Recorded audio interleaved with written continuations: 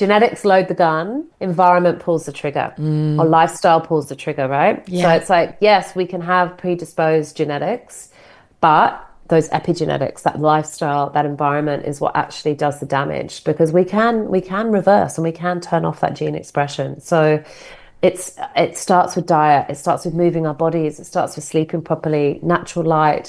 These are just the basic things that we need to do. Hi, I'm Dr. Jodi Richardson, and this is Well, Hello Anxiety. In a world that often moves too fast, we're here to pause, breathe, and understand anxiety together. Each episode will explore practical strategies, share honest conversations, and uncover the science behind anxiety and well-being, all while creating a space where it's okay to not be okay. Let's continue this journey together. Welcome back to part 2 of my interview. We are talking about biohacking with Camilla Thompson. Camilla, thank you for spending more time with me and sharing more about biohacking for episode 2 of this incredible conversation. Oh, it's good to be back. Thanks, Jodi. We're learning more about NAD, which is a molecule that we produce. I call it the elixir of youth.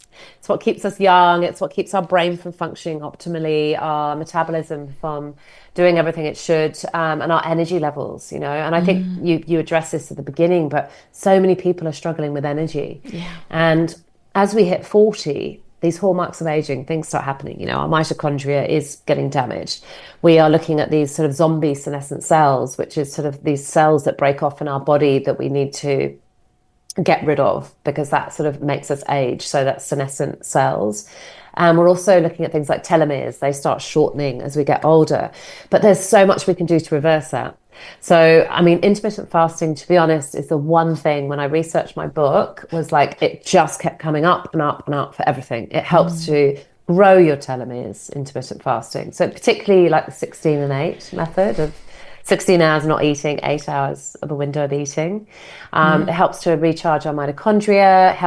We go into autophagy, which gets rid of those zombie cells, those senescent cells when we fast. So really important. For a person who's thinking, okay, intermittent fasting, this is something I've heard a lot about, this is something I've tried, I've maybe done the 5-2 or, you know, approached it from various different angles. With the 16-8, could you just walk us through kind of approximately what times you would have your 8-hour eating window and what are the parameters around what's being consumed in the 8 hours? Because you're not eating for 16 hours, you're fasting, does not mean that there's a free-for-all of consumption of anything when you are actually fueling yourself. Defeats the object. Yeah, the fueling is the right word. You've got to fuel our brains, you know. One of the biggest sort of fears, the FOGO, fear of growing old, is that cognitive decline, you know. So our diet has so much to do with that, those good fats, and fasting really helps. So for me, I will eat dinner before 7 o'clock and I then will have nothing until probably about 11 o'clock the next day, when I'll have a really good brunch.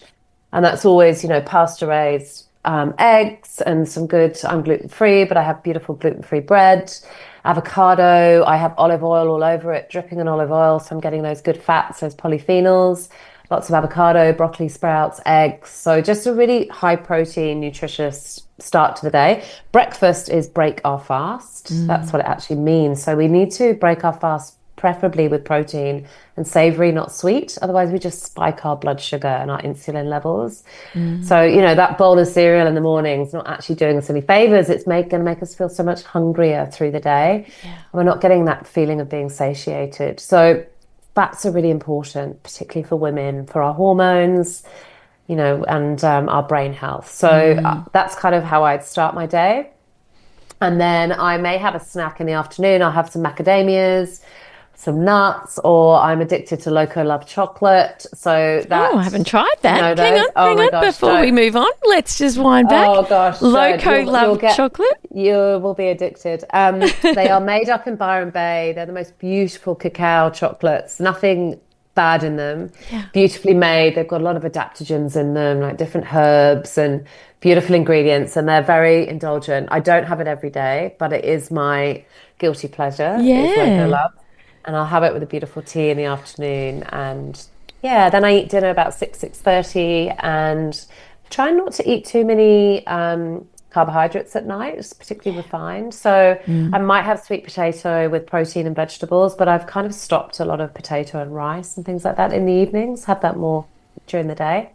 But again, that's just what works for me. It's not necessarily what's going to work for everybody else. That's exactly right. And that's just circling back to where we kind of started about be curious and obviously if this is something that really kind of lights you up and you're thinking, right, this is something I want to try, because, we all, I mean, I say we, I mean, I'm moving in circles of, 50 and older. I went to a friend's 21st recently and it's like, pinch myself. Goodness, I remember mine like it was yesterday. I know, it goes so quickly. Doesn't it just? So it's about, start, if this is something that you're keen to try, start somewhere, start small and be curious about how it impacts you, how you feel. So I think that it's so good that you're basically giving people a smorgasbord of ideas, and in the book you drill down into more details. So if you're thinking about some of the things that we're discussing at kind of more a high level, then Biohack Me's Camilla's book, which is available now, you're obviously able to get that and get more information and follow Camilla online, because I know you're sharing a lot online as well. I am. There's always something. I'm learning every day. It's funny, my editor actually shut me down with the book in the end. He said, Camilla, enough. You have to stop. Every single day I'll be like, but I just learned something new. Can we have it in? Or there's a new supplement. There's new this. There is so much new stuff happening. And I think, biohacking is slightly controversial at times because the science can't catch up quick enough with what's happening, and a lot of the research and having to do a lot of trials into things. So you've got to be careful, right? Of this supplement industry is out of control. Yeah. I'm actually trying to take less supplements. That's my kind of goal, because I take a lot of powder in water because it's more bioavailable. So a lot of supplements I'll take as liquid rather than all these pills, because they're just sitting in our gut half the time and they're quite toxic and we don't really know what's working and what's not. So with all my clients and my coaching programs, they have to do a DNA methylation test as a first port of call. Tell us more about that. Yeah, so what that is, it's a saliva test, and it basically will give your unique DNA blueprint from a health perspective. So it's looking at if you're a hunter-gatherer, if you're a farmer, so what your genetics are around how your ancestors ate. It also looks at how we methylate, how we detox, how much protein we need, how many carbohydrates. Gosh, there's so much in it. It looks at, what we're predisposed to from not being able to produce enough vitamin D or choline or things like that. So it looks at where we need supplementation. So rather than me suggesting supplements to clients, I get the testing done first, and then we'll go, get your bloods, get this done. Let's actually see what your body needs. Yes. But the methylation test, the DNA one, is literally one of the best tests. You only do it once in your lifetime because it's your DNA. But it also looks at what exercise is good for you, what diet, what foods you should eat. It really is. I mean, I reckon you should do it, Jodi, if you haven't. I haven't. No. Fascinated. Yeah, I can organise it for you. But it really is. So I do that. That's the foundation of all my coaching programs now, because it means I can personalise. It means that we can go, this is what you need, or your body can't make this. It struggles to make vitamin D. So you are go and get your blood test, but you are going to need to supplement with it. Yes. And it looks at what foods. I always go food first. So I'm very much, let's start with food before we supplement. But unfortunately, a lot of our soils are pretty depleted. Yes. A lot of our veg is so sprayed and so devoid of any nutrient value, so we aren't really getting what our ancestors used to. And a lot of a lot of our grandparents, they were growing their own food as well. Yes. And we're not. So I try and buy local. I always support local farms. I go to farmers markets. Like it's we have to be fueling our body with the right kind of foods and nutrients. So that's like the foundations. I talk about biohacking basics, nutrition, number one. Hydration, are we hydrating properly? These are basic things. Sleep, are we prioritizing our sleep? Gut health, if our gut health's rubbish, our microbiome's damaged, then we're more predisposed to ill health. So there's some real basics. I talk about building a house. Got to get the foundations right, and then we can level up. But with biohacking, got to get those basics. That is, I'm so pleased that we've come to this, because it's easy to think, especially in our rushed, busy, always on lives, to look at the hack, but if you haven't got the foundation, it's a house of cards. And so 100%. those one percenters, those hacks that can make a significant difference when they're the right fit for you and you've got someone guiding you to do things in the right way, you're not going to get the benefit. You're really going to waste your time and your money unless you're building the right foundations. And it's like athletes go for the one percenters. I've said it recently, I think, on the podcast, that the one percenters work when everything else is in place. And I've recently made huge changes I had such a sweet tooth, and I was not meeting my protein needs, and I do a lot of strength training, and I thought, you know what? I know I can look up information. I know a lot. I can read research and I can use ChatGPT and I can Google. But I went to see a nutritionist, and I'm going to invite her and see if she'd like to join me on the podcast, because I just wasn't fueling myself enough, because I was doing intermittent 5-2 fasting, then trying to go and lift like heavy weights and recover and work and all of the things that, we're all doing. And I was just exhausted and wasn't recovering well, wasn't sleeping well. You need to get the right advice. And none of this, of course, is, any prescription for you. These are just insights into what's available. And Camilla is obviously the person who is equipped, has the expertise to be able to support you to make the good decisions. But the fact that you start with those foundations, I don't crave the sugar anymore. There was cake here at the studio the other day and I didn't even want it. It wasn't like I was like, oh, I shouldn't have it because I know it's not good for my blood glucose, and I just didn't want it because I'm fueling myself so well that the sugar cravings have just basically, they dissipate. They dissipate. And when you get the right fats and protein, and often I've had clients as well who've got like mad cravings for chocolate, and they're actually just really deficient in magnesium. And so once they start supplementing with magnesium, they're like, oh my God, I'm not eating a whole bar of Cadbury's every night. And I'm like, that's because your body was crying out. So I think we've got to be intuitive, with our body. And one thing with biohacking is it's about data and measurement. We're not just in the dark here and going in blind. We're testing and we're working out and we're, seeing what our body needs, whether or not we've got a Whoop or an Aura or yes. But so we can see what's going on. But I think testing is really important before we start sort of taking lots of different things, because we don't actually know what our body needs until we find out where the deficiencies are. So I think that's really key with supplements is, and I was talking about NAD earlier actually, and there's some fantastic supplements, resveratrol, which everyone's heard of because that's in red wine. But spoiler alert, you have to drink a lot of red wine to get the right amount of resveratrol. That is not a nutritional supplement. You'd be very, very ill. So there's NMN and I think a lot of people in Australia are talking about AgeMate. They're on this supplement called AgeMate, and it's been hugely popular. But that's NMN, and that's that precursor to NAD. So it's really helping people with their energy and their sleep and things like that. So I work with a couple of Australian-based companies that produce NMN as well. They actually produce it here in Australia.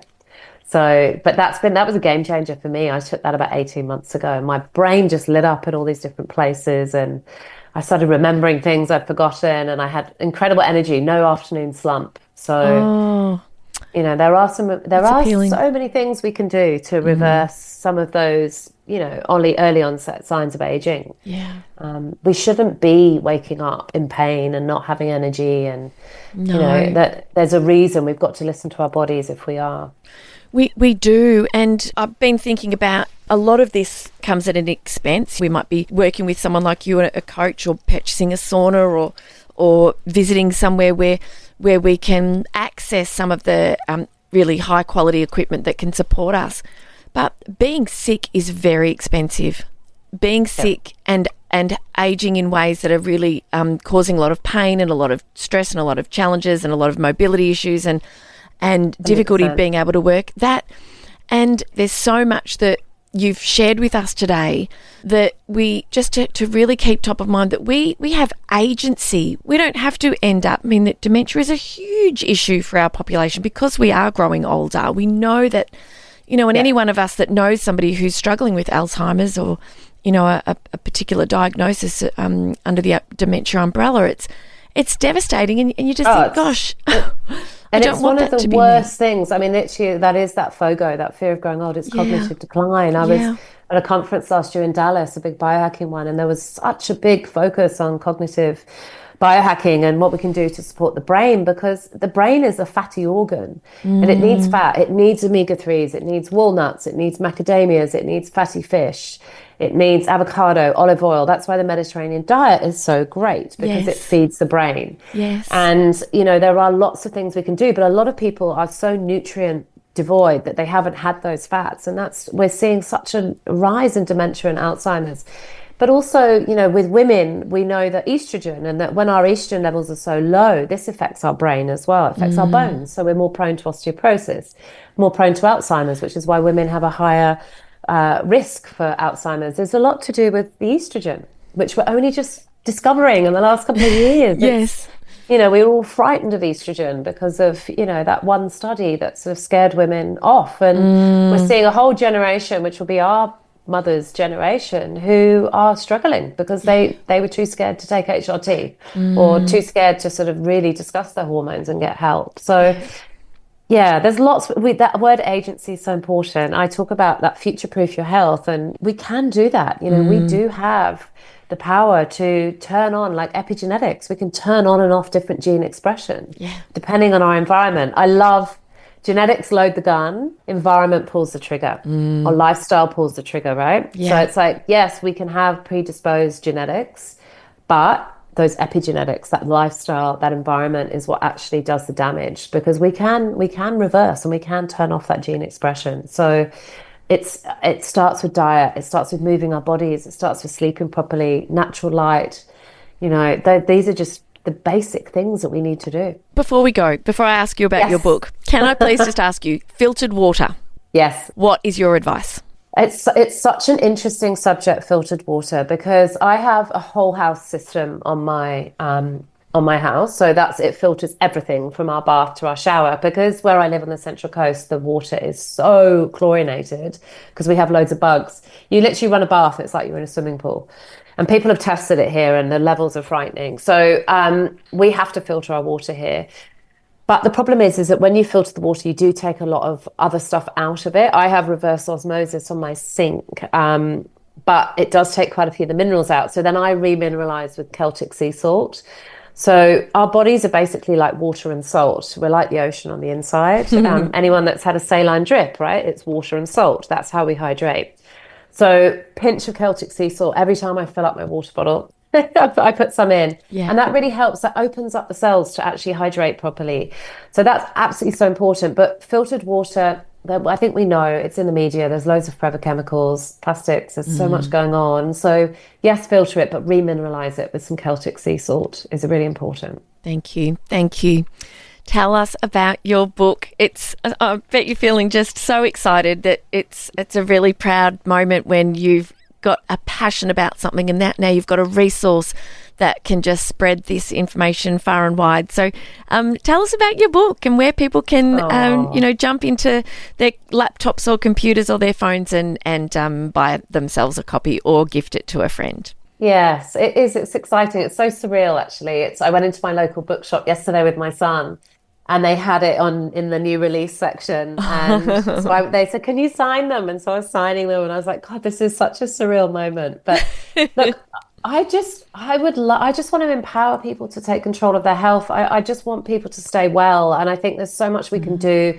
There's so much overwhelming information out there, and it's so confusing and conflicting. And I think a lot of people just switch off. They become desensitized. They're like, it's all too much. And I'm hoping my book's just going to give people that motivation and that empowerment to go, actually, I can do some really small things that are going to make a big impact. And, you know, as you said, you've seen recently with your dad and how confronting that is. And I think the generations now, we're looking and we're going, actually, we don't want to end up in an old people's home staring at a TV all day. And there's more to life, and we want to be still walking and doing the things that we love. So I think we've got to really think about our health span, and that's what my book's about. It's about future-proofing your health and supercharging your life, and it's all of my knowledge, my mum's knowledge, everything I've got off the internet. I've researched amazing people that I've followed, you know, Dr. Mark Hyman, Dave Asprey, like Gary Brecker, all these amazing people that Dr. Rangan Chatterjee, who I absolutely love. Oh, yes. Do you like his podcast? Yes, I do. It's fabulous. Seeing him in Sydney, I absolutely love that man. But I've just learned, I'm a learner. I love information and learning and reading and listening. And I think I've just got all of that and put it into, and all 9 years of coaching as well. Yes. Wellbeing coaching. It's everything's in the book. Yes. There's so much, and it's a guide, so you can flip in between. You don't have to read it from beginning to end. You can kind of go, I've created a framework, so you can say, okay, I really need to biohack my sleep. So then you can just dive into sleep, or you can dive into biohack your environment, which is a big one of like, there's so many toxins just in our kitchen, you know? So I talk a lot about body products, you know, shampoos, conditioners, body creams, what we're putting on our body and how toxic, like women, 168 chemicals a day we're exposed to. It's a lot. It's a lot. So, and that's why I risk breast cancer, because all these chemicals in our body. So, as well as genetic stuff going on. Yeah. So yeah, there's lots you can dive into, lots of tips and hacks and different things people can try. So I really hope that it helps to transform people's health and help them live longer, healthy, happier lives. Oh gosh, Camilla Thompson, you are a gift, and thank you for taking the time. I know what goes into writing a book and researching it. It is a huge labour of love as you're doing it. It most definitely is. Yeah. It's a gift to all of us, because I just know that there's such a sea of information. Having someone trusted, you know, who's kind of taken that time to sort of like filter and wade through it and create those frameworks. That's absolutely fantastic. I'm just so grateful to you for your time. But how can people follow you online and connect with you in the online world? Yes, my Instagram is @biohackmecoach. My website's www.biohackme.com.au. There's also a free guide on there. You can buy my book on Amazon, Booktopia, The Nile. It's in all good bookshops, airports, which That's really cool. Yeah, it's so surreal. I'm really, I'm so grateful. My publisher's been amazing. It's a gift, actually, to be able to do something like this and give back to everybody. You know, I'm so passionate about preventative health, and I really hope that people can value their health. We've only got one body, right? Yeah. So we've got to treat it properly and fuel it and love it. And so it can take us all the places we want to go and do all the things we want to do. Exactly. Yes. Oh, Camilla. Well, thank you for your time. It's been an absolute joy talking with you. My very final question is, in relation to your own mental health and well-being, I wanted to ask you, when you've been going through a hard time, what is something someone has said to you or advised you or reminded you of that's made a difference for you? Yes, look, it's such an interesting question, and there's been, over the years, many things. I've worked with an incredible psychologist in Bondi Junction who was amazing around managing anxiety.